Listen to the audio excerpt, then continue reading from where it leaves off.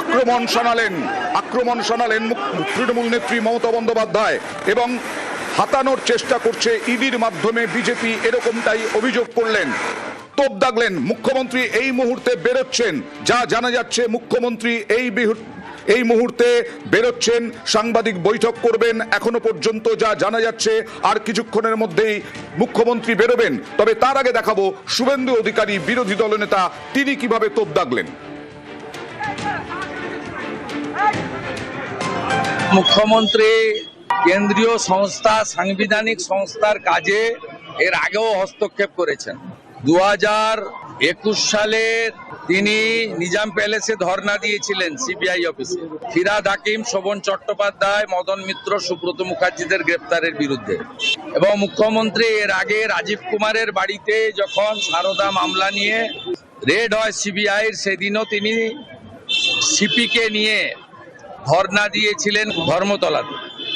স্বাভাবিকভাবে মুখ্যমন্ত্রীর এই ধরনের কাজ সাংবিধানিক প্রতিষ্ঠানের সরাসরি কাজে হস্তক্ষেপ এবং তদন্তে বাধা দান। এটা একজন মুখ্যমন্ত্রী, তিনি শুধু রাজনৈতিক নেতা নেত্রী নন, প্রশাসনিক কর্ত্রী। নিন্দা জানাই এবং ইডি নিশ্চয়ই তার ক্ষমতা বলে তাদের মুখ্যমন্ত্রীর বিরুদ্ধেও ব্যবস্থা নেওয়া উচিত বলে আমার মনে হয়েছে। সেই ব্যবস্থা তারা আইনের মধ্যে থেকে নেবেন। আইপ্যাকের কাছে ভোটার লিস্ট থাকবে কেন? আমি তদন্তের ব্যাপারে বলবো না, আমার জানা নেই। আমি ইনভেস্টিগেশন এবং ইডির পার্টে ঢুকবো না, সরি। আমি মুখ্যমন্ত্রীর যাওয়া, সিপি যাওয়াটাকে মনে করি অনৈতিক, অসাংবিধানিক। কেন্দ্রীয় সংস্থার তদন্তে সরাসরি বাধা দান মুখ্যমন্ত্রী এর আগেও করেছেন, রাজীব কুমারের বাড়িতে রেড হওয়ার সময়, এবং তিনি 5 ঘন্টা ধর্ণা দিয়েছেন নিজাম প্যালেসে যখন ফিরহাদ হাকিম সহ বেশ কয়েকজনকে গ্রেপ্তার করেছে।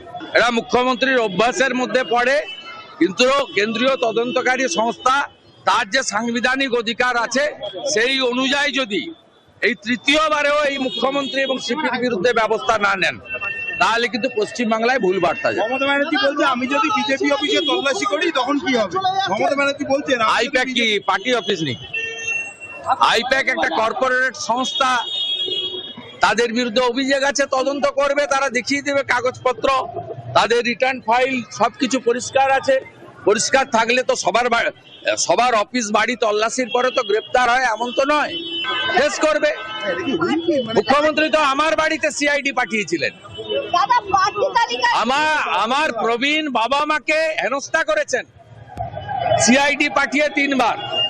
আমি তো সিআইডির কাছ থেকে ফিতাও নিয়ে মাপতে গেছিলেন, ফিতা কাটিয়ে নিইনি। আমার নন্দীগ্রামের এমএলএ অফিসে আসামি খুঁজার নামে সার্চ ওয়ারেন্ট ছাড়া তছনছ করেছে অফিস। মুখ্যমন্ত্রীর মুখে এগুলো মানায় না। আর মুখ্যমন্ত্রীকে আমি চ্যালেঞ্জ করলাম, বিজেপি কেন যে কোনো লোকের বাড়িতে আপনি পাঠিয়ে দেখুন।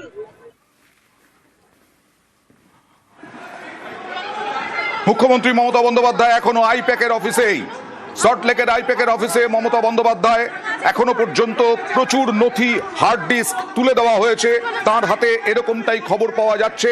এবং প্রতীক জৈনের বাড়ি থেকেও প্রচুর নথি, হার্ড ডিস্ক নিয়ে এসেছেন মমতা বন্দ্যোপাধ্যায়। সোমরাজের সঙ্গে কথা বলবো। সোমরাজ, কি খবর এখন আপডেট?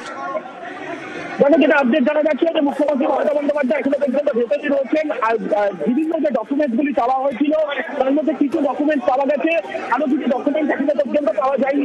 সেই কারণেই মমতা বন্দ্যোপাধ্যায় এখনো পর্যন্ত আইপ্যাকের অফিসে বসে রয়েছেন।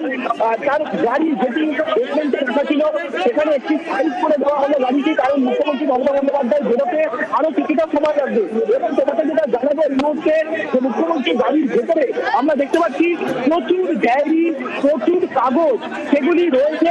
যে ছবি আমরা দেখতে পাচ্ছি এখন মুখ্যমন্ত্রীর গাড়ির ভেতরে